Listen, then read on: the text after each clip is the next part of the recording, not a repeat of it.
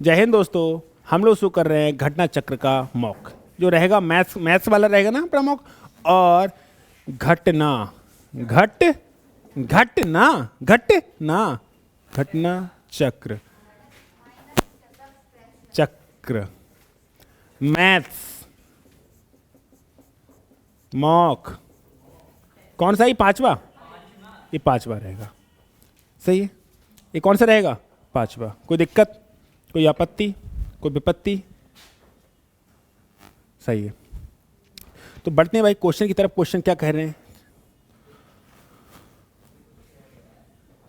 और पता है, ये मॉक जूम लगाने से आप ऑफलाइन तो लगाइए, मतलब ऑनलाइन तो लगा ही रहे हैं आप टेक्स्ट बुक वगैरह से किसी से भी। और ऑफलाइन से क्या रहेगा, जो मैं मॉक करा रहा हूँ, आपका घटना चक्र खरीद लो, 90 रुपये का मिलेगा, 20% डिस्काउंट मिलेगा, 72 का मिल जाएगा। उसमें करना क्या है कि जितने भी मॉक होंगे मैं उनको सॉल्यूशन दे रहा हूँ। सॉल्यूशन का मतलब उसमें आप क्या नए तरीके से सोच सकते थे और अपने समय को बचा सकते थे। एक संख्या और इसके एक तिहाई का अंतर कितना है? 520। कोई ना कोई एक संख्या रही होगी, सुनो, कोई ना कोई एक संख्या रही होगी और इसका एक तिहाई, मतलब संख्या का एक तिहाई का जो अंतर है वो कितना है? 520। एक तरीका तो ये है कि यहाँ से a निकाल लो। दूसरा तरीका क्या था कि कोई ना कोई संख्या जब मानी थी ना आपने, तो मानी तो कुछ भी मान सकते थे ना, तो संख्या मान लो 3 यूनिट। संख्या क्या मान लो? 3 यूनिट। और उसका संख्या मतलब 3 यूनिट का कितना? एक तिहाई। कितना है? 520। अब रहेगा क्या कि यहाँ पर आपको फ्रैक्शन सॉल्व नहीं करनी पड़ेगी। ये है 3 यूनिट और ये है 1 यूनिट, सही बात है, बराबर 520। यानी कि कितना बचा? 2 यूनिट। कितना बचा? 520। यानी एक यूनिट का मान कितना आ जाएगा? 260। लेकिन संख्या क्या थी? नंबर था तुम्हारा 3 यूनिट है। नंबर क्या माना था आपने? 3 यूनिट माना था। तो 26 नहीं 78, 780 आ जाएगा। अब पूछा क्या है, इस संख्या का 20% कितना होगा? तो 780 का कितना निकाल देना है? 20%। 0 से 0 0 0, 78 दूनी 156। इस सवाल का आंसर रहेगा। सही है, कोई दिक्कत, कोई आपत्ति, कोई विपत्ति? दोनों में डाल दी। सही, कोई दिक्कत आई? मेरी बात को फिर समझो। कह रहा था एक संख्या और इसके एक तिहाई का अंतर कितना है? 520। तो संख्या माने a, इसका एक तिहाई इतना आएगा। अब यहां से a का मान निकालो। इससे ज्यादा अच्छा पता है क्या है? संख्या 3 यूनिट मान लो। संख्या कितनी मान लो? 3 यूनिट। उसका 3 यूनिट का एक तिहाई घटा दो। 3 यूनिट का कितना घटा दो? एक तिहाई घटा दो। सॉल्व करके आंसर आ रहा है 780। संख्या क्या आई आपकी? 780। और 780 का कितना परसेंट बताना है? 20%। आंसर आ जाएगा। और ऐसे करना चाहोगे तो हो जाएगा, लेकिन फ्रैक्शन सॉल्व करनी पड़ेगी। अगर फ्रैक्शन से बचना चाहते हो तो ये कर लो, और फ्रैक्शन से ना बचना चाहते हो, अगर फ्रैक्शन आपको सॉल्व करनी आती है तो ए ही मान लो चुपचाप। क्या मान लो? ए में से 1/3 निकालें तो 2/3 बचेगा। बचेगा नहीं बचेगा? 520। अब ए बराबर निकालोगे तो 520 गुणा 3/2, यानी कि ए आ जाएगा 780। क्या आ जाएगा? 780। बताना क्या है? ए का 20%। ए का 20%, 20/100। 0 से 0 0 से 0, 78 दूनी 156। सही है। नेक्स्ट अगला सवाल, मतलब दूसरा सवाल।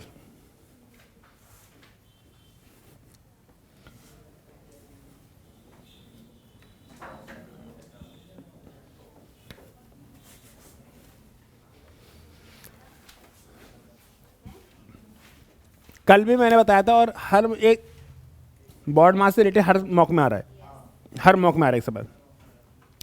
आप इस चीज़ को डायरेक्ट सॉल्व कर सकते हैं। अगर मैं 2 से ऊपर नीचे गुणा कर दूं तो 3 - 2/4, यानी 1/4 बचेगा। अंदर 1/4 बचेगा, और अंदर 1/4 बचेगा, भाग होगा तो 4/1 हो जाएगा, यानी कि 4/6। 4/6 का मतलब 2/3 हो जाएगा, नहीं हो जाएगा?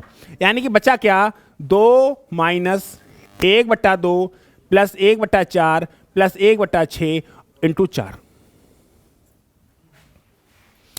3/4 और 1/2 है ना, इसको सॉल्व कर सकते हो नहीं कर सकते हो दिमाग में? अरे ये लिखा है 3/4, इसको 2/4 कर सकते हो, तो 3/4 2/4 1/4 बचेगा। लेकिन ये है भाग कर साथ उल्टा हो जाएगा, 4/1। कोई दिक्कत है? 2 - 1/2 1/4 प्लस 2/3, इसका एलसीएम लेना पड़ेगा। 2 माइनस क्या एलसीएम ले लो? 12। क्या एलसीएम ले लो? 12। 2 छंग 12, 4 तियां 12, 3 चौक 4 दूनी 8। यही मिलेगा। अब क्या मिलेगा मेरे भाई, 2 माइनस 6, 8 और 3 11, 11 और 6 17, 17/12, 12 दूनी 24, 24 में 17 जाएंगे कितना मिलेगा, 7/12। ये सवाल है, नहीं आया समझ में भाई? थोड़ी कैलकुलेशन तो थोड़ी बहुत तो, ऐसा तो नहीं कि बिल्कुल बिना कैलकुलेशन के आप पेपर पास कर जाओ, थोड़ी बहुत तो कैलकुलेशन करनी पड़ेगी। सही है? क्या हुआ सुरेंद्र बाबू, दिक्कत आ रही है कहीं? बोलो भाई, बोर्डमासी लगाया और कुछ थोड़ी किया है मैंने, भागो। अरे भाई ब्रैकेट के अंदर को सॉल्व करेंगे ना, इसको अंदर सॉल्व कर रहे हैं, क्या आ रहा है 4 अरे 1/4 आ रहा है, लेकिन ये भाग का निशान तो उल्टा नहीं हो जाएगा, ऊपर 4 पहुंच जाएगा, 4/6 का मतलब 2/3 हो जाएगा, बस क्या कहिए, फ्रैक्शन तो सॉल्व कर ली। ऐसे देख रहे हो, जैसे मैंने तीर मार दिया। नेक्स्ट,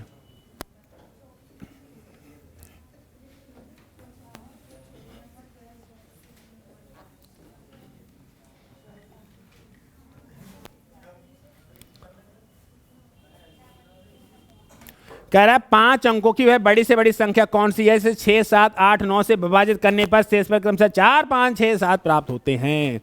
सुनो, यदि कोई संख्या 9 से विभाजित होती है तो संख्या के अंकों का योग 9 से विभाजित होना चाहिए। यदि कोई संख्या 8 से विभाजित होती है तो संख्या के 3 अंक 8 से विभाजित होने चाहिए। ये कह रहा है, इसको पेज को थोड़ा ऊपर करो क्वेश्चन को। कह रहा है 6 से विभाजित किया जाए तो रिमाइंडर कितना बचे, और 7 से विभाजित किया जाए तो रिमाइंडर कितना बचे, 5, और 8 से विभाजित किया जाए तो रिमाइंडर कितना बचे। इनको देख के मुझे एक बात समझ में आ रही है, हाथ वाली रिंग होती है ना, कौन सी पहनी जाती है, जिसमें पहनी जाती है, हाथ वाली रिंग तो मम्मी पापा दिला देंगे, पहनने वाली है पहनने वाला, बट अगर रिंग चाहिए ना, रिंग कहाँ होती है, कौन सी गाड़ी में होती है, ऑडी। अगर ये रिंग चाहिए तो इसके लिए तुम्हें मेहनत करनी पड़ेगी। अगर ये वाली रिंग चाहिए ना, इसी शायद यही होती है ना उंगली, हाँ, अगर आपको ये वाली रिंग चाहिए तो कौन दिला देगा, मम्मी पापा नहीं दिला देंगे। अरे रिंग पहनने वाला भी दिला देंगे, लेकिन ये वाली रिंग चाहिए तो खुद से मेहनत करनी पड़ेगी। अब 6 से विभाजित करो तो रिमाइंडर 4 बचे, 7 से विभाजित करो रिमाइंडर 5 बचे, 8 से विभाजित करो तो रिमाइंडर 6 बचे, और 9 से विभाजित करो तो रिमाइंडर 7 बचे। और हमें पता है यदि कोई संख्या 9 से विभाजित होगी तो संख्या के अंकों का योग भी 9 से कटना चाहिए। तो अगर मैं इस ऑप्शन की देखूं तो 9 कट जाएगा, 9 कट जाएगा, 9 कट जाएगा, ये रिमाइंडर 7 देगा ही नहीं, ये रिमाइंडर 7, 1 2 3 4 7 दे दिया, तो ये हो सकता था 9 9 9 7 4 11, ये भी रिमाइंडर 7 नहीं देगा। अब ये वाला 9 9 9 ये 7 दे देगा। अब या तो ये ऑप्शन होगा या ये ऑप्शन होगा। मैंने कर कैसे दिया, सुनो, यदि किसी संख्या के अंकों का योग 9 से कटता है तो संख्या 9 से कटती है। ये आपको पता है नहीं पता है, पता है नहीं पता है। जब 9 से कटती है और जहां भी 9 बनते हैं उसे काट भी सकते हैं हम लोग। अरे भैया न करना चाह रहे तो डर रहे हो, लो ऐसे नहीं समझ पा रहे हो तो ऐसे समझो, यदि संख्या के अंकों का 9 से कटता है तो संख्या 9 से कटती है।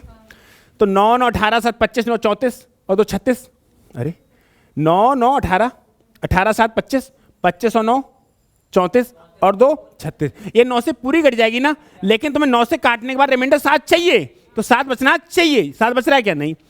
9 9 18 18 7 25 25 और 4 25 और 9 34 4 38, 9 से भाग करेंगे रिमाइंडर कितना बचेगा, 2, लेकिन तुम्हें कितना चाहिए, 7, तो ये ऑप्शन भी नहीं हो सकता। 9 18 27 36 और 7 36 और 7 43 36 और 7। अब 43 को तुम 9 से भाग करोगे रिमाइंडर 7 मिला नहीं मिला, तो ये ऑप्शन हो सकता था। इसको चेक करो, 9 9 18 18 7 25 9 34, 34 को अगर तुम 9 से भाग करोगे रिमाइंडर 7 मिल रहा है, मिल रहा है, यानी ये ऑप्शन भी हो सकता है, ये ऑप्शन भी हो सकता है। लेकिन अभी तो चेक करने के लिए पास आपके पास बहुत कुछ है, अभी तो चेक करने के लिए आपके पास बहुत कुछ है। सुनो, और यदि कोई सुन लो, अगर कोई संख्या 8 से कटती है, यदि कोई संख्या 8 से कटती है तो लास्ट के 3 डिजिट 8 से कटने चाहिए, यानी कि 790 अगर 8 से कट गया, 790 8 से कटने के बाद कितना रिमाइंडर दें, 6। अरे 790 8 से कटने के बाद रिमाइंडर, 8 से कटने के बाद रिमाइंडर कितना मिलना चाहिए, 6। 8 से काटें, 8 नेम 72, कितना बचा, 7 70 8 64, 6 मिल रहा, मिल तो रहा है। 8 से भी कट रहा है, इसको चेक करके देखें 8 से कट रहा है क्या। 997 को किससे भाग करो, 8 से, रिमाइंडर कितना बचना चाहिए, 6। रिमाइंडर कितना बचना चाहिए, 8 से काटेंगे तो 8 एकम 8 19 हो गया, 8 दूनी 16, 37 हो गया, 8 चौक 32, कितना रिमाइंडर बच रहा है? 5। रिमाइंडर कितना बच रहा है? तो ये वाला गलत हो गया, तो ये वाला सही हो गया। नहीं आ समझ में? मैं फिर तो, यदि कोई संख्या 9 से कटती है तो संख्या के अंकों का योग 9 से कटना चाहिए नहीं चाहिए? क्या ये संख्या क्या रिमाइंडर 7 दे रही है? नहीं, ये संख्या पूरी पूरी कट गई। हमें रिमाइंडर कितना चाहिए? 7। 9 से भाग करके रिमाइंडर कितना बचना चाहिए? 7। क्या इस संख्या को 9 से भाग दे रहे हैं, रिमाइंडर 7 बच रहा है? नहीं। क्या इस संख्या को 9 से भाग कर रहे हैं, रिमाइंडर 7 बच रहा है? नहीं। इसमें भी बच रहा है और इसमें भी बच रहा है। तो अभी तो चेक करने के लिए आपके पास 4 चीजें हैं, और कोई संख्या 8 से कटती है तो लास्ट के 3 8 से कटनी चाहिए। अब ये छोटी छोटी बात तो पता होनी चाहिए, अगर बिना इसकी नहीं पता होंगे फिर दिक्कत हो जाएगी। अब 8 से कटनी चाहिए। अच्छा बताओ, 997 8 से भाग देने के बाद रिमाइंडर 6 देना चाहिए नहीं देना चाहिए? क्या 997 को 8 से भाग कर रिमाइंडर कितना मिल रहा है? 5। तुमको कितना चाहिए? 6। एक तरीका तो ये होता है, लेकिन इस तरीके पर मैं विश्वास नहीं करता, मैं दूसरे तरीके पर विश्वास करता हूँ। वो तरीका क्या है? वो तरीका क्या है? डायरेक्ट वाला, और थोड़ा आसान पड़ता है। थोड़ा सा आसान क्या पड़ता है कि अगर 8 से भाग करने पर रिमाइंडर 6 मिल रहा है, अगर 8 से भाग करने पर रिमाइंडर कितना मिल रहा है? रिमाइंडर 6 मिल रहा है। इसका मतलब क्या है? 8 से भाग करके रिमाइंडर 6 मिल रहा है, इसका मतलब अगर 6 घटा दिया जाए संख्या पूरी 8 से कटेगी? कटेगी नहीं कटेगी? यदि किसी संख्या को 5 से भाग करने पर रिमाइंडर 2 मिलता है और 2 घटा दिया जाए तो संख्या 5 से कटेगी नहीं कटेगी? इन बातों को सोचो। यदि किसी संख्या को 5 से भाग देने पर रिमाइंडर 2 मिलता है तो संख्या या तो 7/5 होगी, या 12/5 होगी, या 17/5 होगी। होगी नहीं होगी? और इसमें से अगर 2 घटा दिया संख्या पूरी पूरी कटेगी नहीं कटेगी? तो ये वाली बात आपके दिमाग में घूमनी चाहिए थी, ये बात आपके दिमाग में घूमनी चाहिए थी। इससे क्या फायदा होगा दिखा रहा हूँ। अच्छा, 9 से भाग देने पर रिमाइंडर कितना बच रहा है? 7 बच रहा है, तो 7 घटाने के बाद संख्या पूरी पूरी कट जाए, ये तो चलो हट ही गए। अब ये बचा, अगर 8 से देखना होता तो 8 से भाग देने के बाद रिमाइंडर 6 बच रहा है, यानी कि 6 घटा दिया, संख्या पूरी कट जानी चाहिए। तो अगर 991 में से 6 घटा दोगे 991 बचेगा, ये ऑड आ गया, तुरंत मार देते। अरे 8 से भाई तो संख्या कटेगी जो इवन होगी। ऑड आ गया नहीं आ गया? समझ नहीं पा रहे हो भाई? आपको विभाज्यता के नियम नहीं पता होंगे तो दिक्कत हो जाएगी। विभाज्यता के नियम भी तो पता होने चाहिए। विभाज्यता के नियम क्या कहता है? यदि कोई संख्या 8 से कटेगी तो संख्या के अंकों का योग 8। यदि कोई संख्या 8 से कटती है तो लास्ट के 3 8 से कटनी चाहिए, और 8 से भाग देने के बाद रिमाइंडर कितना बच रहा है? 6। और हमें यही पता है अगर 6 घटा दिया है संख्या 8 से कट जानी चाहिए। मैंने 6 घटा दिया, क्या बचा लास्ट में? 1, और 1 तो कटेगा ही नहीं। बिना सॉल्व करे कर सकते। ये बात पता होनी चाहिए, ऐसा नहीं कि आज पढ़ेंगे, अब पहले से पता होनी चाहिए। अगला सवाल,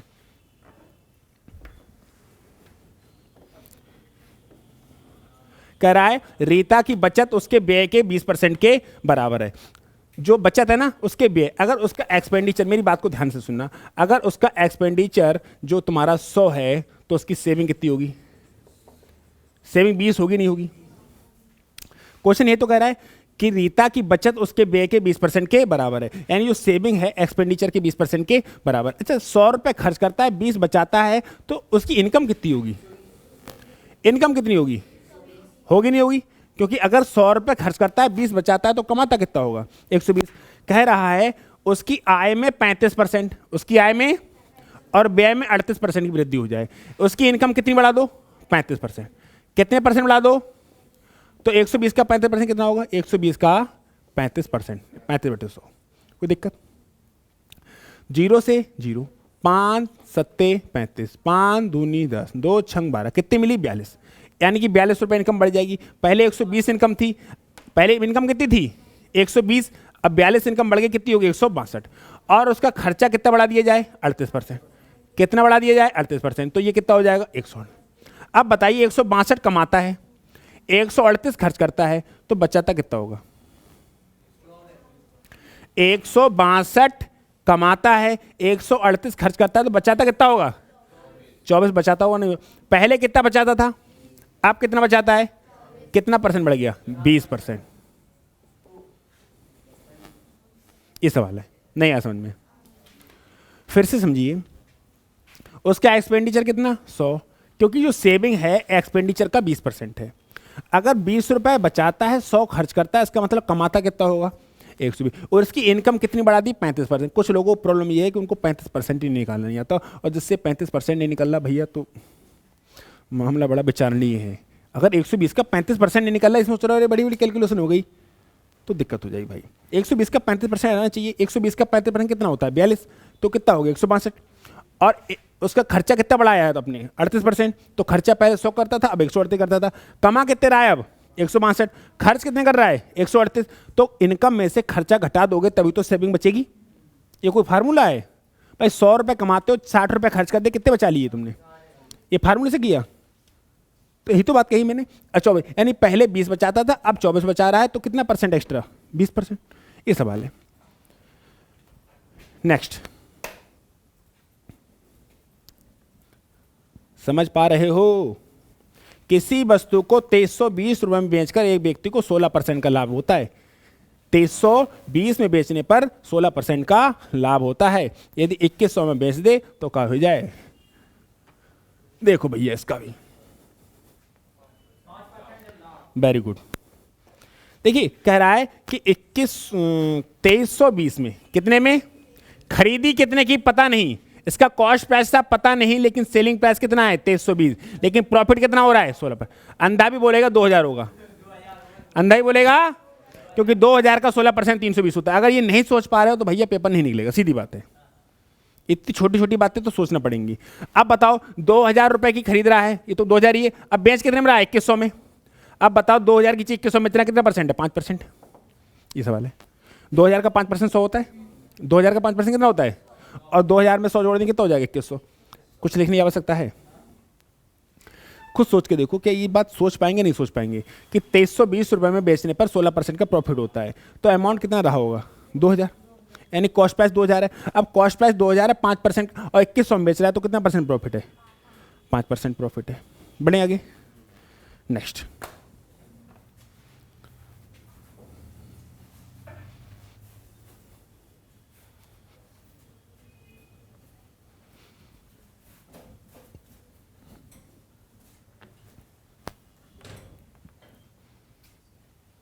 इसको देखो।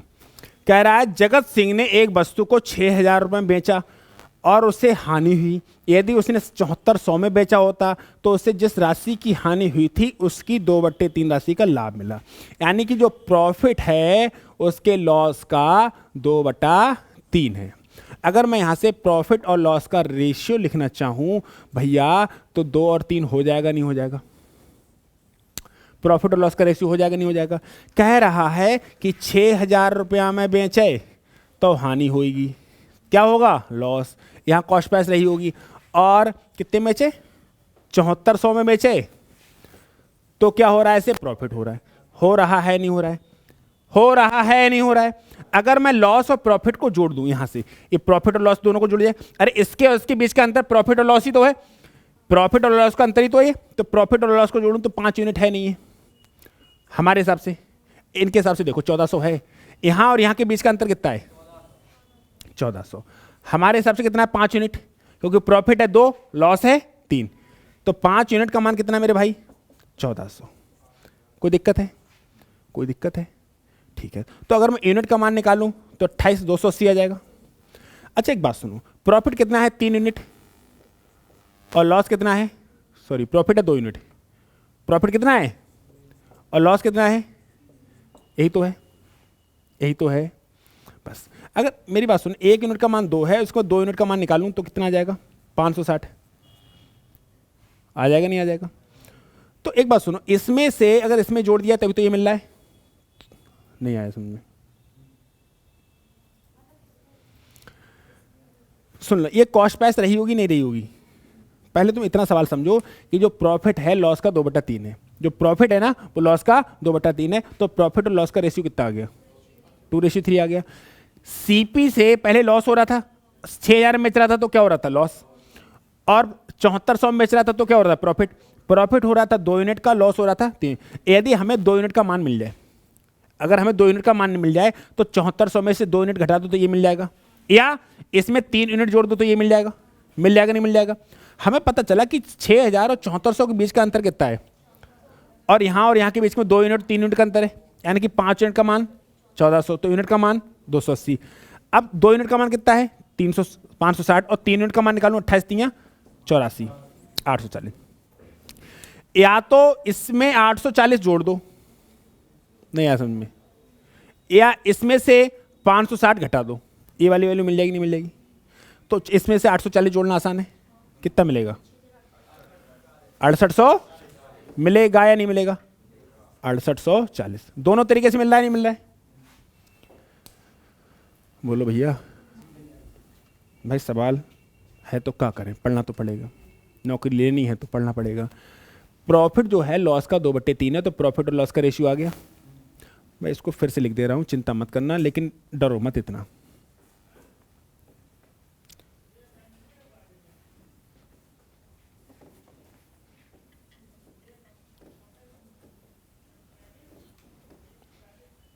देखो बड़े ध्यान से सुनना कि आप देखो कि ये वाली वैल्यू पता नहीं है ना आपको, ये वाली वैल्यू पता है क्या? इसमें अगर प्रॉफिट बेच रहे हो तो 7400 मिल रहा है, और लॉस में बेच रहे हो तो 6000 में। इस लॉस और प्रॉफिट को जोड़ दिया जाए तो 1400 के अंतर के बराबर आएगा नहीं आएगा? लॉस में बेच रहे हो तो 6000 और प्रॉफिट में बेच रहे हो तो 7400, तो लॉस और प्रॉफिट को जोड़ दिया जाए तो 1400 के बराबर होगा नहीं होगा? यहां से यहां के बीच का अंतर कितना है? 1400 है या नहीं है? और ये प्रॉफिट और लॉस को के बराबर होगा नहीं होगा? होगा नहीं होगा? अरे इधर यहां क्या हो रहा है? यहां से यहां जा रहे हैं तो लॉस हो रहा है, यहां से यहां जा रहे हैं तो प्रॉफिट हो रहा है। इस लॉस और प्रॉफिट को बीच को जोड़ दिया जाए तो इसके उसके अंतर के बराबर होगा नहीं होगा? होगा। यानी कि अब प्रॉफिट कितना दे रखा है? 2 यूनिट, और लॉस कितना दे रखा है? 3 यूनिट, बराबर कितना है? 1400। यानी कि 5 यूनिट का मान कितना हो गया? 1400। तो 1 यूनिट का मान कितना आ गया? 280। आया नहीं आया? ये हर चीज को लिख रहे हो इसलिए बड़ा हो रहा है। इस नंबर में से इस नंबर में प्रॉफिट जोड़ दिया तो ये नंबर मिला है, यानी इस नंबर में प्रॉफिट जोड़ दिया तो ये नंबर मिला है, और इस नंबर में से लॉस घटा दिया तो ये नंबर मिला है। अगर यहां से यहां आना है तो लॉस जोड़ना पड़ेगा नहीं जोड़ना पड़ेगा? 1 यूनिट का मान 280 है, तो 3 यूनिट का मान कितना हो जाएगा? 28 नहीं 84, 840। तुम सोचो कि यहां से यहां गए हो तो लॉस हुआ है, और यहां से यहां आओ तो जितने का लॉस हुआ है जोड़ना पड़ेगा नहीं जोड़ना पड़ेगा? तो 6000 में 840 जोड़ दोगे तो 6840 आया नहीं आया? आया। ये कॉस्ट प्राइस रही उसकी, यानी कि सीपी कितना है उसका? इतनी बात पल्ले पड़ेगी, कोई दिक्कत थोड़ी है। अब आगे बढ़िए, देखो सवाल क्या पूछा है। उसे 25% का लाभ पाने के लिए वस्तु को किस मूल्य पर बेचना चाहिए? मतलब कॉस्ट प्राइस तो मिल गया ना, कितना मिला है? 6800, जिसपे कितना परसेंट प्रॉफिट चाहिए? 25%।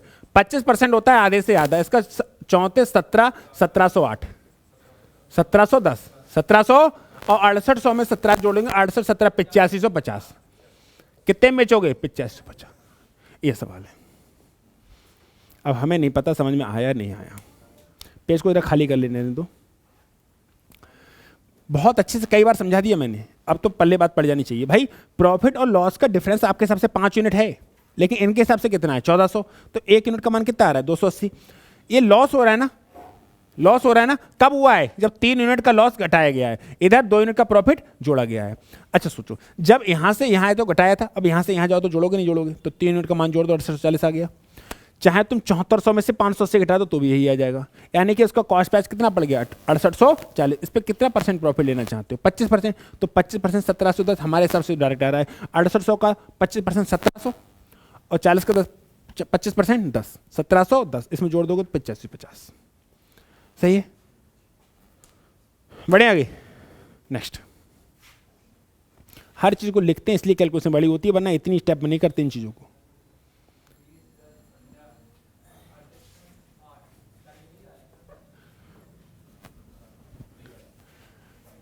बीस, हाँ कल भी मौके में भी सेम था, लेकिन क्या था? 15 इधर था, 15 कहीं बीच में था पड़ा हुआ है ना, फिर उसको चेंज किया गया था। हाँ 38.8, कोई दिक्कत करा रहे हैं।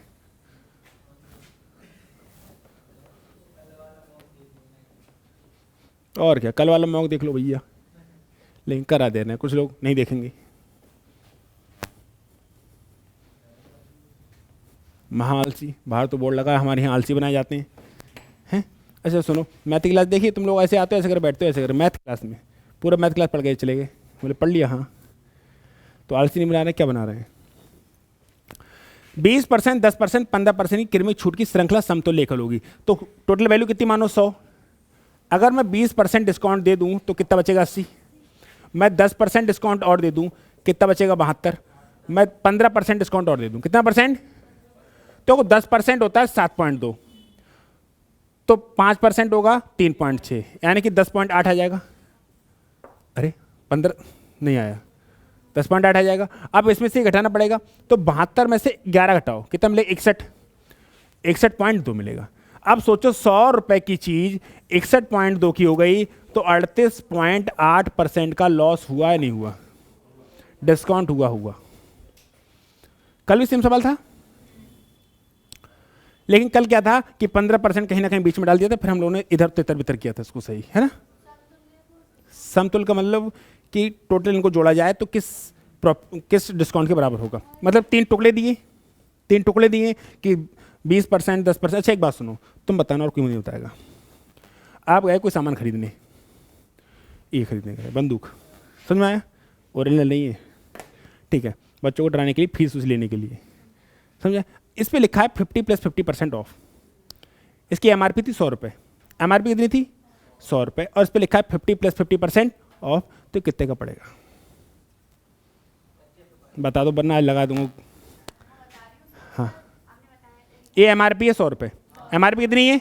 100 रुपये, और इस पे डिस्काउंट कितना लिखा है? 50 + 50% ऑफ। ये सुन लेना, इसकी जो एमआरपी है वो कितनी है? 100, और डिस्काउंट, पेज को खाली कर लो, तुम्हारे लगा मैं जो 50 + 50%, ऐसे कर लो, 50% + 50% ऑफ। ये कितने का पड़ेगा? फ्री मिलेगा, क्या होगा? फ्री मिलेगा और लेके चले आओ, वो उसकी सारी गोलियां तुम्हारे अंदर डाल देगा, बता रहे हैं। कितने का मिलेगा ये? हाँ बढ़ाएंगे, डिस्काउंट बढ़ाते हैं। सुधर जाओ, सुधर। हैं गोली है? और यार तुम हल्के में ले रहे हो, इधर आओ, लगा के दिखाएं, चला के दिखाएं। 10 रुपए लगाने के। हाँ नहीं यार, चलता है। अभी वो नहीं डाल रखा हमने बंदूक की, मतलब जो गोलियां हैं अभी। कौन कटा पटाखे वाली है यार, ओरिजिनल है।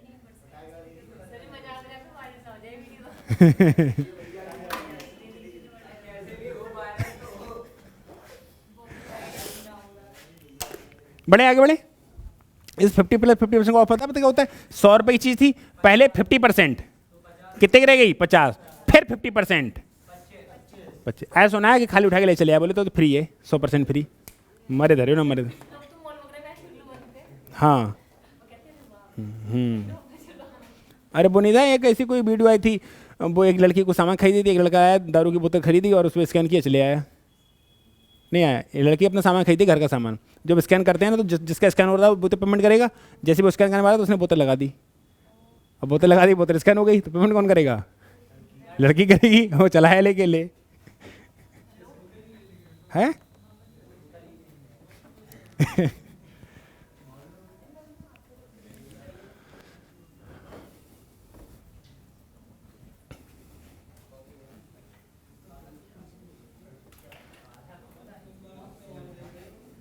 सुनो, अगला सवाल आ जाओ। यदि निम्न 6 प्रेक्षणों x + 2, x + 5, x + 8, x + 11, x + 14 और x + 17 का औसत कितना है? 12.5। ये नंबर कितने हैं? 1 2 3 4 5 6, 6 नंबर है। क्या क्या है? x + 2 + x + 5 + x + 8 + x + 11 + x + 14 + x + 17। इनका जो एवरेज है वो कितना है? 12.5। इनका जो एवरेज कितना है? 12 लेकिन नंबर कितने थे? देखो 1 2 3 4 5 6, एवरेज 12.5 था, तो सम कितना होगा? अब मैंने जोड़ो, x x x 6 बार होगा तो 6 जुड़ जाएंगे, 6x। उल्टा जोड़ो, 17 14 31, 31 42 50 55 57, कोई दिक्कत? 6x + 57, 12 छंग 72, यानी कि 75, यानी कि 6x = 75 में से 57 जाएंगे तो कितना मिलेगा? हाँ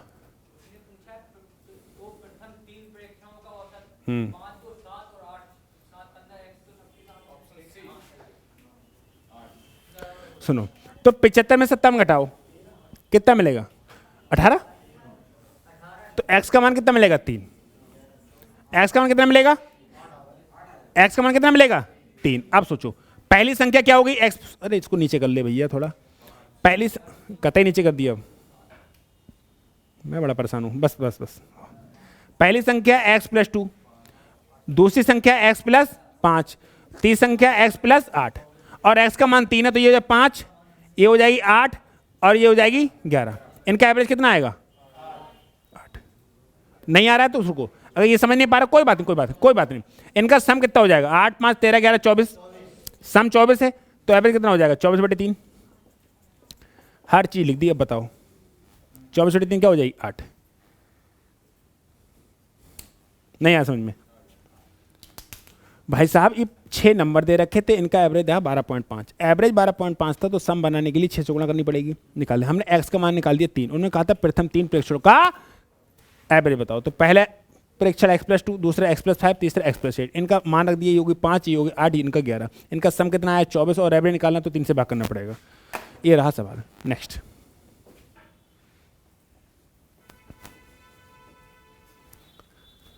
इस सवाल को देखो, a plus B minus C ratio b plus C minus A ratio a plus C minus B 4 5 and 9। तो a minus B, C minus B and C minus A का रेशियो क्या होगा?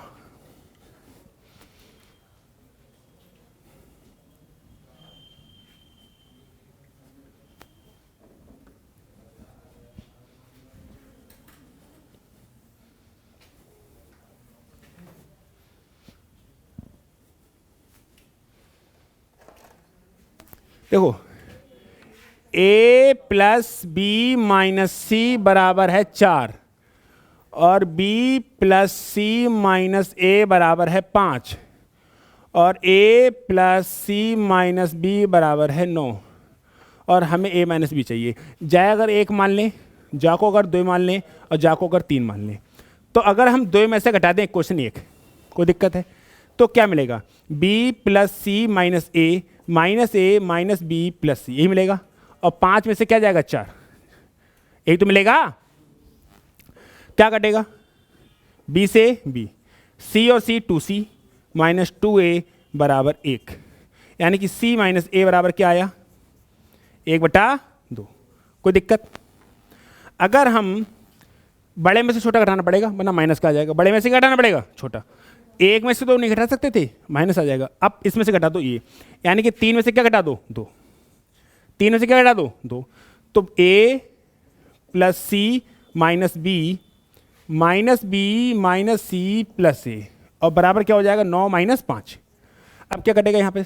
c, a और a 2a minus 2b बराबर 4, यानी कि a minus b बराबर क्या आ गया? 2। सही है। अब क्या हटा दो? इसमें से इसे घटा दो, क्योंकि ये दोनों घट गई, ये दोनों घट गई, तो ये तो दोनों बची। तो 3 में से घटाना, 1 में से 3 नहीं घटा सकते ना, तो क्या घटा देना? 3 में से 1। अगर 3 में से 1 घटा दिया तो ये क्या रहेगा? a plus C minus B minus A minus B plus C बराबर 9 माइनस 4। कटेगा क्या? b, a कट जाएगा, तो c और c 2c माइनस 2b बराबर 5, यानी कि c माइनस बी बराबर 5/2। इतना आया। भाई साहब बड़ा सवाल हो गया, खूब बड़ा सवाल हो रहा है। हर चीज़ को लिखोगे तो क्या होगा? इतनी बात पल्ले पड़ी। अब बताना था a minus B ratio c minus B ratio c minus A minus B का मान कितना है? 2। c माइनस बी का मान कितना है? 5/2, और c माइनस ए का मान कितना है? 1/2। इसको शुद्ध रूप में लिख सकते हैं क्या? इसको 4, इसको 5, इसको 1। ये आंसर है 4 5 1। भाई साहब पूरा बोर्ड भर गया। अच्छा था भाई साहब, लिखना पड़ेगा इसमें कुछ नहीं होता है ना हर सवाल खेलने के लिए। कुछ सवाल जल्दी टूट जाते हैं, कुछ सवाल लेट करते हैं। प्रीवियस है जीडी का, नहीं छोड़ के क्यों आना पड़ेगा? आप काम करो, समय बचेगा ऐसे सवालों के लिए। समय उनके पास नहीं बचता है जो छोटे सवालों में समय लेते हैं। अगर आप छोटे सवालों को स्पीड से तोड़ पाएंगे तो बड़े सवाल, और छोटे छोटे सवाल नहीं आते, कुछ बड़े भी सवाल आते हैं, और बड़े सवाल आना जरूरी है, वरना सब नहीं कर लेंगे। अब तो नहीं आएगा, अब तो नहीं छोड़ोगे। पोस्टमार्टम पूरा समझ में आया ना? लेकिन एक बात बताऊं, ये ऐसे नौटंकी मत करना, यहीं घटा लेना। जामे से घटन क्या मिल रहा है? देखो ये वाला माइनस की चीज़ है, ये वाला माइनस की रहेगी, ये वाली माइनस की हो जाएगी, ये वाली माइनस डबल हो जाएगी, प्लस तो सी कट जाएगा। ऐसे सोचते लेना, यहीं पर सोच सकते हैं, और नहीं सोचोगे तो मरो जाके। और क्या है, करा तो दिया ना पूरा। अगर नहीं ट्राई कर सकते हो यहाँ पर तो मरने के अलावा और क्या चाह रहा है आपके पास? सुसाइड ही है सवाल में बैठ के। हाँ, अब हर चीज को लिखा है मैंने यहाँ पे समझाने के लिए, और क्या।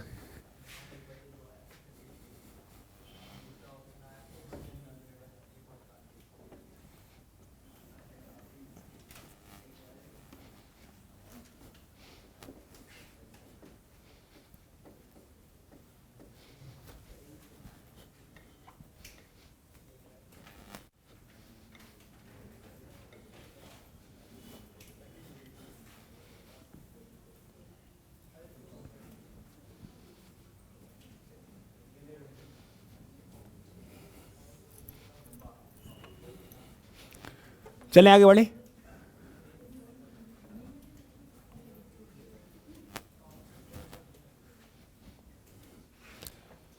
क्या कह रहा है? 564 को इस प्रकार विभाजित किया गया, पहले भाग के 8वें हिस्से और दूसरे भाग के 5वें हिस्से।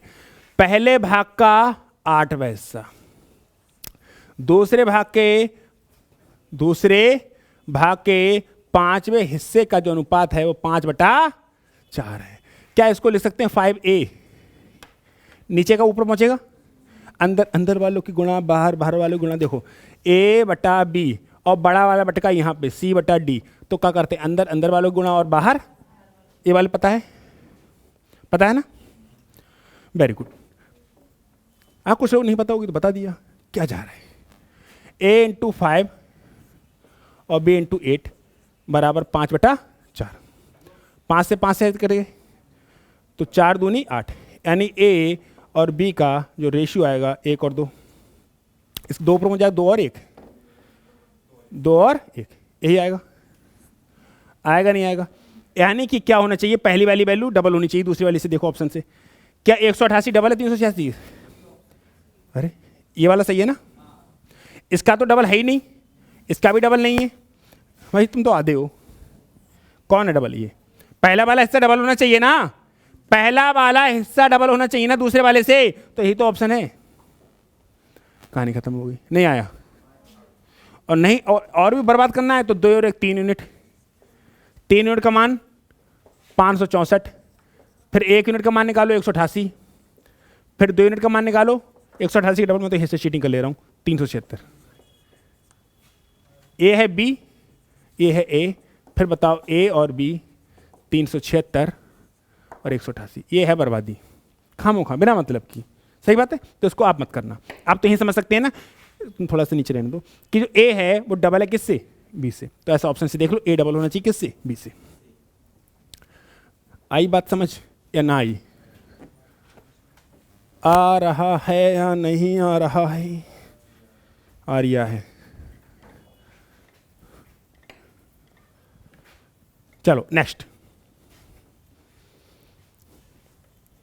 विलयनों ए और बी में अम्ल और पानी का अनुपात 3:5 है, 9:7 है। विलयन ए और बी में इतना है, तो क्या होगा? कल इसी टाइप का सवाल भी था एक।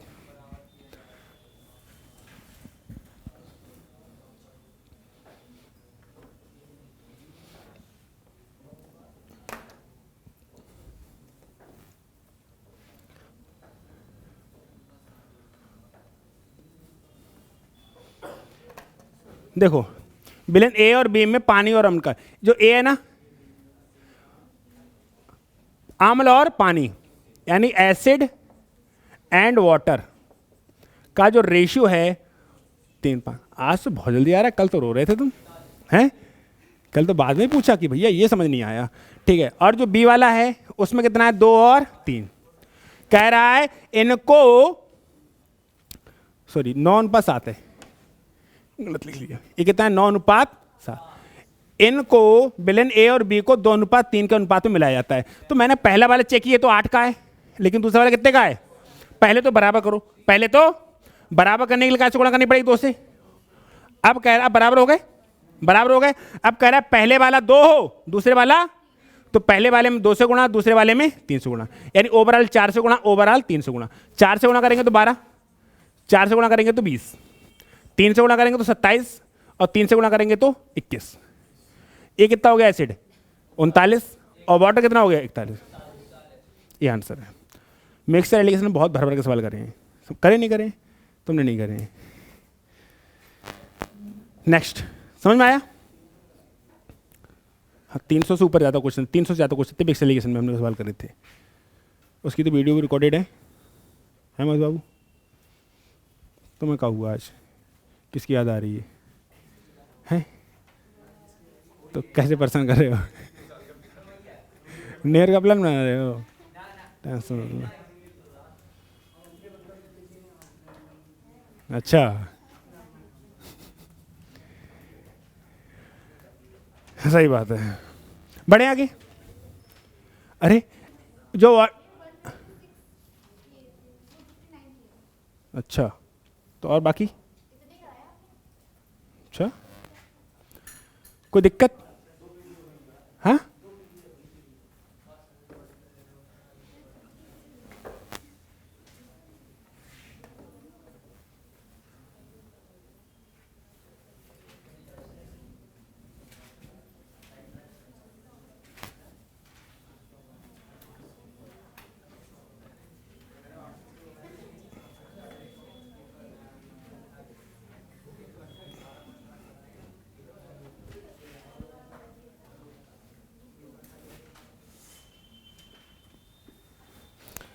देखो भैया, इसको भी देखो।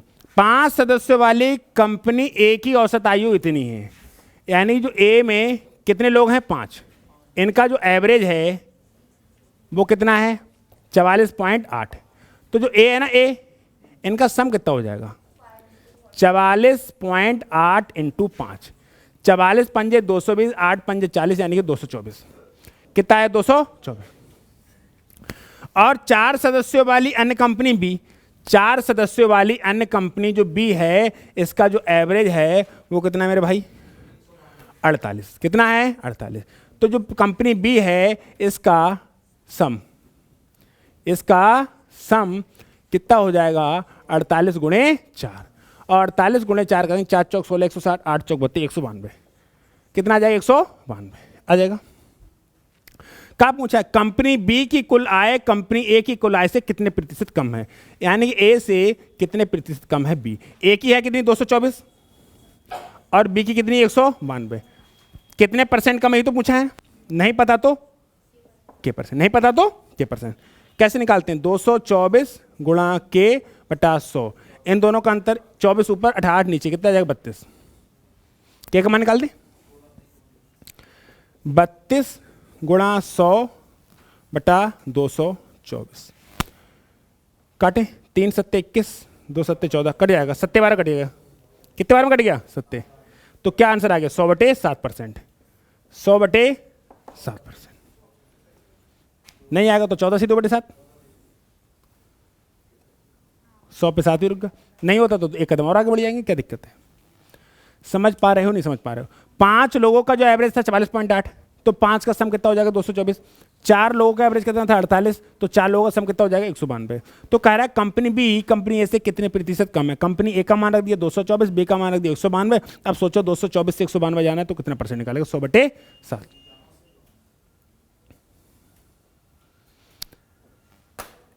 बताएं भाई, समझ में आ रहा है? कोई दिक्कत, आपत्ति? नेक्स्ट।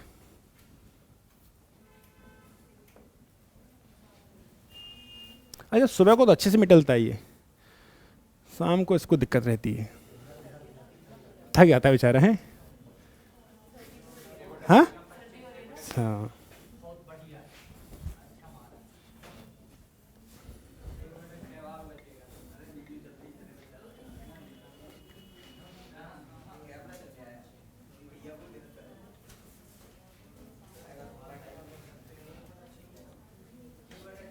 कितना आया? 1/6। इसको पागल हो जा मिटाते मिटाते। क्या? अच्छा, हमें नहीं पता। क्या कहते हैं उसको? डस्टर कहते हैं उसको।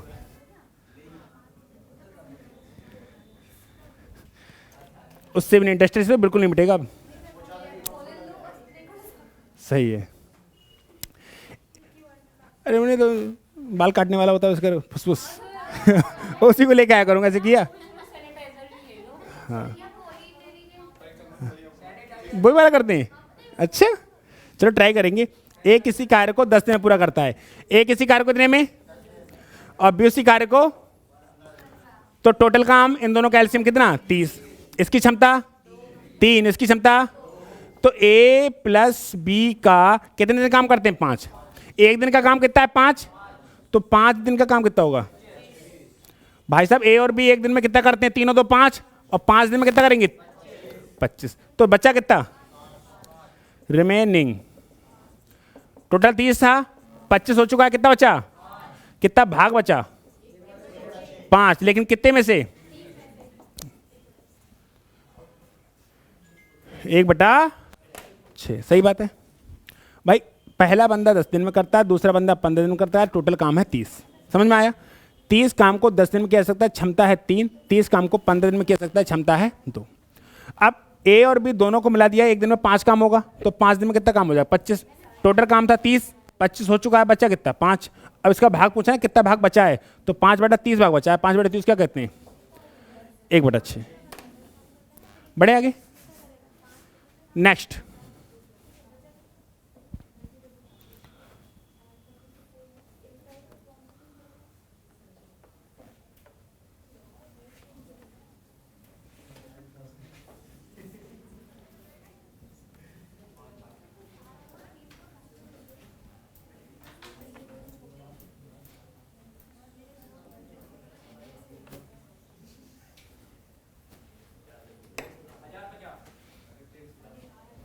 ले भाई मिटा दिया। ए बी सी किसी कार्य को 4, 5, 6 और 8 दिनों में पूरा कर सकते हैं। और सुनो, जो पैसा मिलता है ना, आपकी क्षमता के आधार पर मिलता है। आपकी क्षमता ज़्यादा तो पैसा ज़्यादा, दिन के आधार पर नहीं मिलता है। लोग सोचते हैं जितने ज़्यादा दिन काम करोगे उतने तो पैसा मिलेगा, लेकिन जो काम करते हो ना तो आपको आपकी क्षमता के अनुसार मिलता है, आपकी क्षमता के। ए बी और सी, ए कितने दिनों में 5, बी कितने दिनों में 6, और सी कितने दिनों में 8। तो टोटल काम कितना मानोगे 8 और 6 का एलसीएम कितना आ जाए 24, 5, 120। टोटल काम कितना मानोगे 100। अगर 120 मार्कर को 5 दिन में बना सकते हो तो एक दिन में कितने मार्कर बना रहे होगे? वर्क एंड टाइम में बहुत अच्छे समझाया है। 120 मार्कर को 6 दिन बना रहे हो तो एक दिन में कितने बना रहे होगे 20। 120 मार्कर को 8 दिन बना रहे हो, एक दिन में कितने बना रहे हो 15। यही इनकी क्षमता है, क्षमता है नहीं। तो ए बी सी की जो क्षमता आई वो क्या आई 24। अरे इनको जोड़ दूं 24, चलो 20 और 15। और पैसा मिलता है क्षमता के आधार पे 20, 44, 59, 20, 44, 59, 44, 15, 59 हो जाएगा। और उसकी वैल्यू कितनी दे रखी है 2950। 2900 अगर मैं यूनिट करने का 6 होता, 6 पंजे 30, 5 बार जाएगा नहीं होएगा। यूनिट का मान कितना आ गया 50। पूछा क्या है बी को कितना मिलता है 20 यूनिट, यानी कि 20 गुणे 50, 1000। सही है। हाँ तो एफिशिएंसी निकालनी पड़ेगी ना, क्योंकि आपको जो तनख्वाह मिलेगी, आपको जो पैसा मिलेगा आपकी क्षमता के आधार मिलेगा ना, आपके दिन के आधार पे। आपकी जितनी ज़्यादा क्षमता होगी उतना ज़्यादा पैसा मिलेगा, जितनी कम क्षमता होगी उतने कम पैसा मिलेगा। सीधी बात, नो बकवास। आगे बढ़े। नहीं आया समझ? अरे वर्किंग टाइम में बहुत अच्छे से करा है ना, किसी तरीके से कराओ, क्षमता निकाल लो। और क्षमता इस रेशियो में आ गई।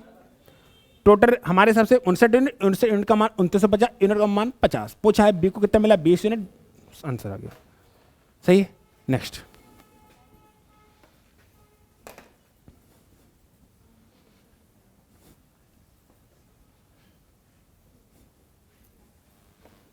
करो भाई।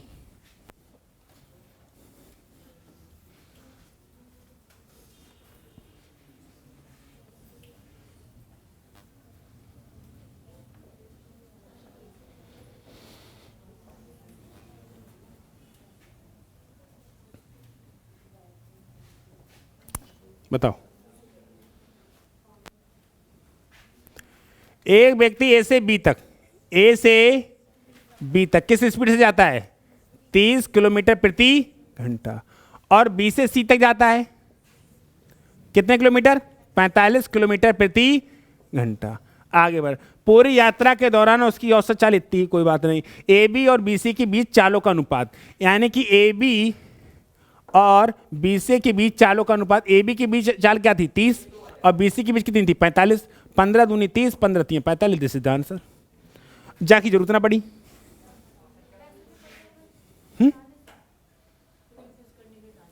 कंफ्यूज करने के लिए डाल दिया। और बोलो, नहीं है समझ में भाई, झूले का निकाल दिया, नहीं आया। ए बी और बी सी की चालों के बीच का अनुपात पूछा है ना, लेकिन अगर दूरी भी दे रखी ना, तो ये तो बताओ कि कितने घंटे चली।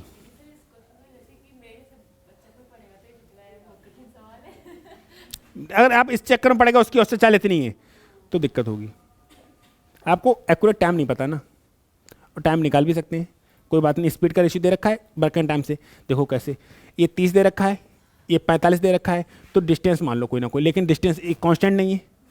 अगर डिस्टेंस मान लोगे तो जरूरी थोड़ी है इन दोनों बराबर बराबर डिस्टेंस चली होगी, तो डिस्टेंस पूछ ही नहीं सकता है। लेकिन कम से कम डिस्टेंस तो बताओ, एवरेज स्पीड निकलेगी कैसे, टाइम कैसे निकलेगा? टाइम दे रखा हो तो निकल सकती थी, अब टाइम ही नहीं दे रखा है, तो इसके अलावा इन्होंने सिर्फ बेवकूफ बनाने के लिए दे रखा है। कुछ स्पीड डिस्टेंस पूछ ही नहीं सकता। अगर डिस्टेंस पूछे तो बताओ तो कितनी देर चले और कितनी देर चले, देखो कितना आसान है। लेकिन अगर तुमने इसका यूज सुना, अच्छा 40 किलोमीटर प्रति घंटा, क्या करने जाओ, घर ले जाओ, कोई कम बना हो। अरे पूरी यात्रा के दौरान उसकी औसत चाल कितनी है? इतनी। तो ए बी और बी सी के बीच चालों का अनुपात पूछा है ना, तो ए बी के बीच चाल कितनी है? 30, और बी सी के बीच चाल कितनी है? 45। तो 30 45 2 और 3, दिस इज द आंसर। अब बोलो है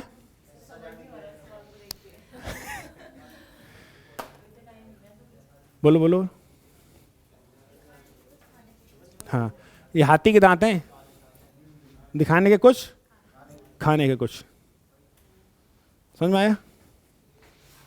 आज मैं गया प्रयाग में पढ़ाने के लिए,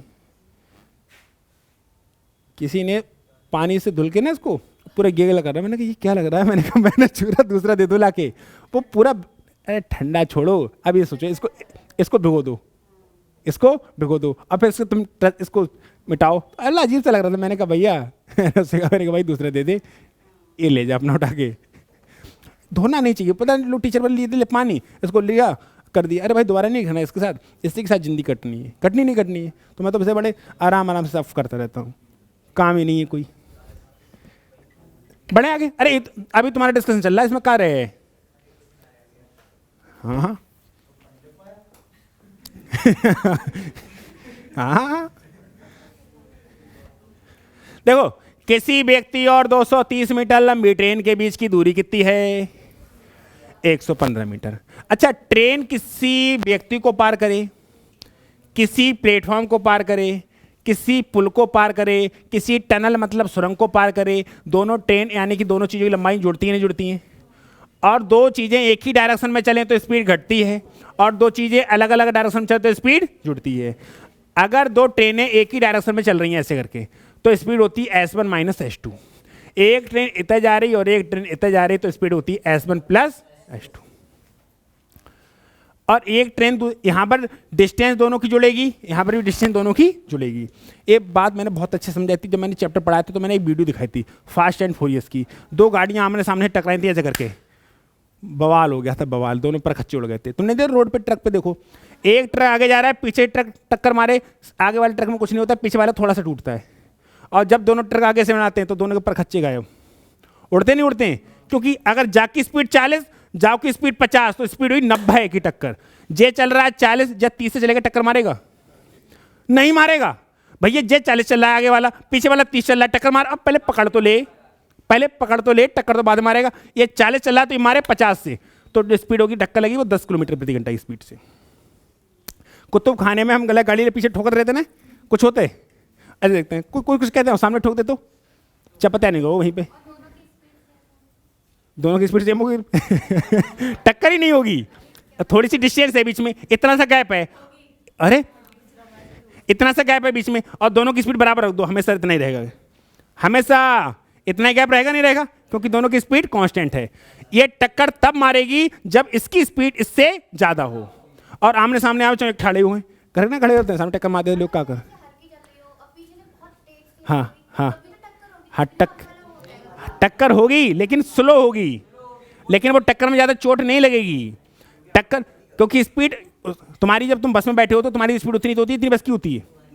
बस से उतर के देखने के बाद चलती बस से, और उल्टा उतरना या उतर के खड़े हो जाना। हाँ उल्टे उतर के छोड़ो तो दांत टूटने हैं, बस उतर के खड़े हो जाना, रुकना मत। क्या होगा आप सोचो, ये वाली बात पता है ना। नेक्स्ट,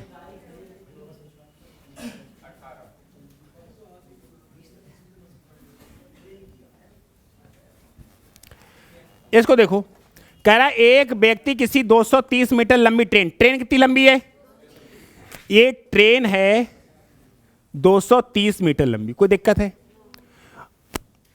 और आदमी की एक आदमी है यहां पे, इनके जो बीच की दूरी है वो 115 मीटर है, कोई दिक्कत। This is the train, this is the आदमी। ट्रेन कितनी लंबाई की है, और आदमी की लंबाई तो मानी ना जाती, ट्रेन के सामने होती जरूर है लेकिन मानी नहीं जाती, 115। अगर ये ट्रेन इस आदमी को ये इंजन यहां तक पहुंचेगा, कितनी कवर कर ली, 115। मेरी ट्रेन कहाँ है, ये रही मेरी ट्रेन, छोटी रहेगी। ध्यान सुनना, ये ट्रेन है ना, ये ट्रेन है, अगर ये इंजन है ना पूरा, अगर इससे मैं अगर इसको चलाऊं यहां पर तो 115 मीटर कवर किया अभी। क्या ट्रेन ने आदमी को पार कर दिया, अभी तो सिर्फ 115 मीटर की डिस्टेंस पार हुई है, अभी भी पार कर लिया नहीं, इंजन ने तो पार किया है, लेकिन पार कब होगा, जब ट्रेन पूरी पार करेगी। यानी कि ये ट्रेन 230 तो ये पार करे और 115 ये पार, पहले तो 115 ये वाली पार करेगी, यहां तक पार, यहां थी, पार करते करते कहां पहुंची, यहां, तो 115 पार हुई ना, अब पूरी पार करे अपनी 230, तभी तो पार होगी। यानी कि टोटल डिस्टेंस कितनी हो गई। और सुनो आगे कहता है, वह व्यक्ति 9 किलोमीटर ट्रेन की ओर, इतना ट्रेन जा रही उतना आ रहे, स्पीड जुड़ेगी, अपोजिट डायरेक्शन में हो रही, स्पीड जुड़ेगी, तो क्या होगा, S1 plus S2 D1 plus D2 बटा टाइम, टाइम तो एक ही होगा। सुनो, व्यक्ति की चाल कितनी है 9, ट्रेन की चाल कितनी है 60, डिस्टेंस 1 कितनी है 230, और डिस्टेंस 2 कितनी है 115, कितना टाइम लगेगा पता नहीं। ये 69 हो गया, लेकिन ये किलोमीटर प्रति घंटा है ना, और ये मीटर प्रति सेकंड है, तो किलोमीटर प्रति घंटा को मीटर प्रति सेकंड में बदलते हैं तो 5/18 से गुणा करते हैं, 230 और 115 345 बटा टी, कोई दिक्कत। अगर 7 पंजे 35 हो जाता, पंजे कट जाएगा, अरे 7 70 होता तो 350 चाहिए, 5 होता है कम, 5 होता है कम, तुम जैसे चाहे वैसे कर लो। तो टी का मान 5 से 5 खत्म, टी बराबर कितना 18 सेकेंड, 18 सेकेंड। बात पहले पड़ी ना पड़ी, बोलो कोई दिक्कत, कोई आपत्ति, कोई विपत्ति, समझ में आया। और हमें एक बात पता है, ट्रेन अगर है तो सामने क्रॉस करेगी ही करेगी। अरे 2 बातें लिख लियो, सही है। नेक्स्ट,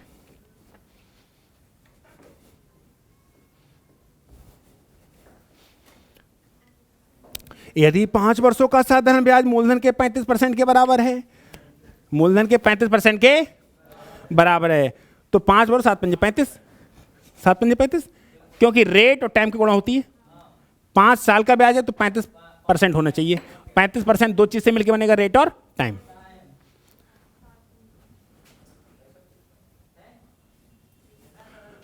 कुछ क्वेश्चन सरल है, कुछ टफ भी तो है, कुछ सरल है कुछ टफ भी तो है। अब तुम इन सवालों में समय लगाओ तो बड़े के लिए कहां से बचाओगे।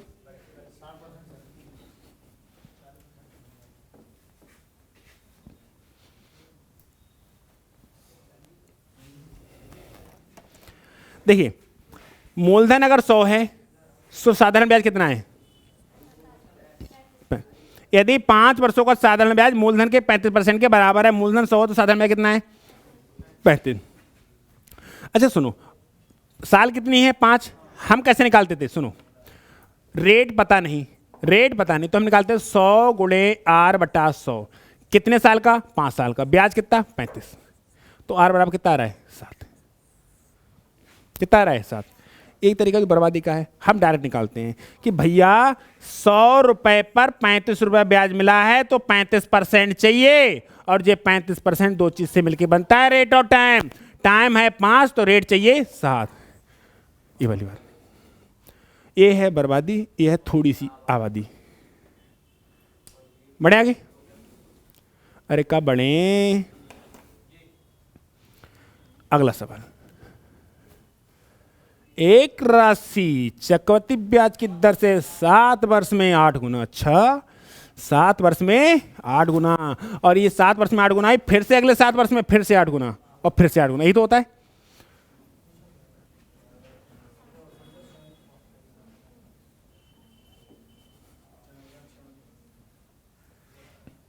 तो बढ़ते जाओ जब तक 7,096 मिले। अगर कोई राशि एक है, कितने वर्ष में? 7 साल में। कितनी हुई? 8 गुना। तो अगले फिर से 7 साल में 8 8 64 होगी नहीं होगी? फिर अगले 7 साल में 64 का 8 8 6 48। अरे 8 से गुणा करते रहोगे। ये नंबर 8 गुना हुआ है नहीं हुआ है? ये नंबर 8 गुना हुआ है नहीं हुआ है? तो ये नंबर भी 8 गुना होगा नहीं होगा? 8 चौक 32, 512 हो जाएगा। कोई दिक्कत? तो बढ़ते, अभी 4,096 थोड़ी मिला है, बढ़ते जाओ जब तक ना मिले। कितने परसेंट? 7 साल। तो फिर से 8 गुना होगा। 8 5 40, 4,096। कितने साल लग गए? 7 और 7 14, और 7 1 के 7 28 साल लगे। ये मैंने आपको चक्रवृद्धि ब्याज समझाया था। कोई तरीका ऐसा नहीं है जो नहीं समझाया है, सब कुछ पढ़ाया है ना। चक्रवृद्धि ब्याज कराया है, वीडियो भी पढ़ी चक्रवृद्धि ब्याज की, प्लेलिस्ट में जाके चेक कर लो। सही बात है ना? सही बात है? गलत कह रहे हो तो बोलो। आगे बढ़े। अब पता है हम लोग भूलते क्यों नहीं है? क्योंकि हमने फार्मूले से पढ़ा ही नहीं है कुछ।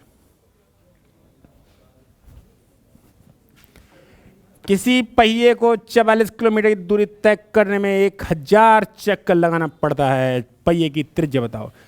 पहिए की त्रिज्या क्या हुई? 2πr। सर्किल का पेरीमीटर क्या होता है? सर्किल का पेरीमीटर क्या होता है? 2πr। एक चक्कर में चली गई दूरी 2πr होती है नहीं होती है? अरे एक चक्कर में चली गई दूरी 2πr होती है नहीं होती है? दिखा रहे हैं। और पहिया कहाँ है? देखो ये है। सुनो मेरी बात। तो यहां ये सर्किल टाइप का पहिया ऐसे तो होता है। तो यहां से यहां तक की दूरी जब चल के आते हो तो ये 2πr होती है नहीं होती? सर्किल की परिधि क्या होती है? 2π, यानी एक चक्कर में चली गई दूरी 2πr। एक चक्कर में चली गई दूरी, एक चक्कर में चली गई दूरी 2πr, और चक्कर चलाते हैं 1000 चक्कर। कितने लगाते हैं? 1000। और दूरी कितनी चलते हैं? 44 किलोमीटर। 2 पाई का मान 22/7 इंटू आर इंटू 1000। 44 किलोमीटर है ना, और बदलो का है मैं मीटर में। 1000 से 1000 खत्म, 22 दूनी 44 खत्म, तो आर बराबर इज द आंसर। ओहो, कितना आया? 7 आया। कितना आया? 7 आया। एक चक्कर में चली गई दूरी 2πr, तो 2 चक्कर में चली गई दूरी 2πr इंटू 2, 3 चक्कर में चली गई दूरी 2πr इंटू 3, 1000 चक्कर में चली गई दूरी 2πr इंटू 1000। सही बात है? और हमारे हिसाब से इतनी, इनके हिसाब से 44 किलोमीटर। कहानी खत्म। नेक्स्ट।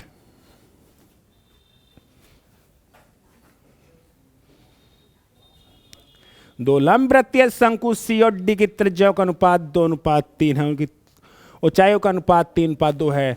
शंकु डी के आयतन का शंकु सी के आयतन से अनुपात बताएं।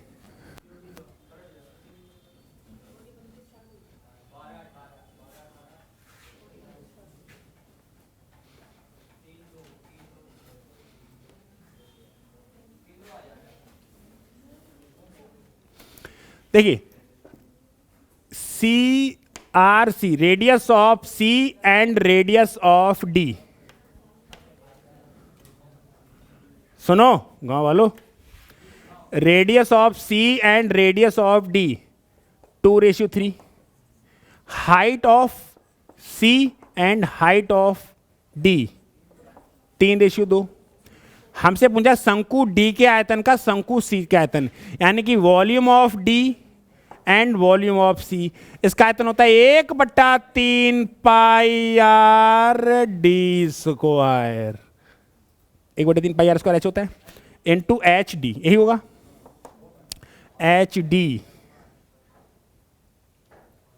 1/3 pi R C square into H सी।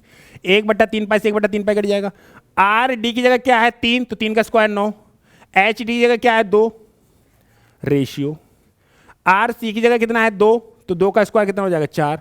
और एच सी की जगह कितना है 3। काटा पीटी कर लें।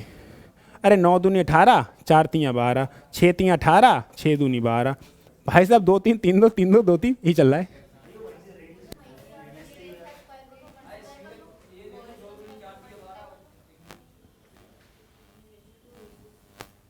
अच्छा अच्छा, वो हमने सब क्वेश्चन चैप्टर पढ़ा रहे थे तब कराया था, लेकिन यहाँ पर कर दिया तो दिक्कत हो जाएगी, बच्चे कहेंगे क्या कर दिया। यहाँ पे बहुत पूरा लेंथी करना पड़ रहा है। जब हम क्लास में पढ़ते हैं इतना लेंथी नहीं करते, लेकिन यहाँ तो मैं क्या 2 दूनी 4 3 12 करता हूँ। 3 3 मैं क्या करता हूँ 3 3 9 दूनी 18, 2 दूनी 4 3 12। हमारा सॉल्यूशन ये रहता है, बट यहाँ पूरी बर्बादी कराना पड़ेगा भैया, समझाना पड़ेगा शंकु का आयतन क्या होता है 1/3 पाई आर स्क्वायर एच। सबकी वैल्यू लगानी पड़ेगी तभी तो सवाल बड़ा होता है, वरना हम जब क्लास में करते हो इतना बड़ा थोड़ी होता है, समझाते रहते हैं। समझ में आया? नहीं मानो तो वीडियो देख लो। समझ में आया नहीं आया? ठीक है। हमने कितने 5 मौक हो गए, सही है। मिलेंगे हम लोग नेक्स्ट क्लास में। स्वस्थ रहेगा, मस्त रहेगा और पढ़ाई करने में व्यस्त रहेगा।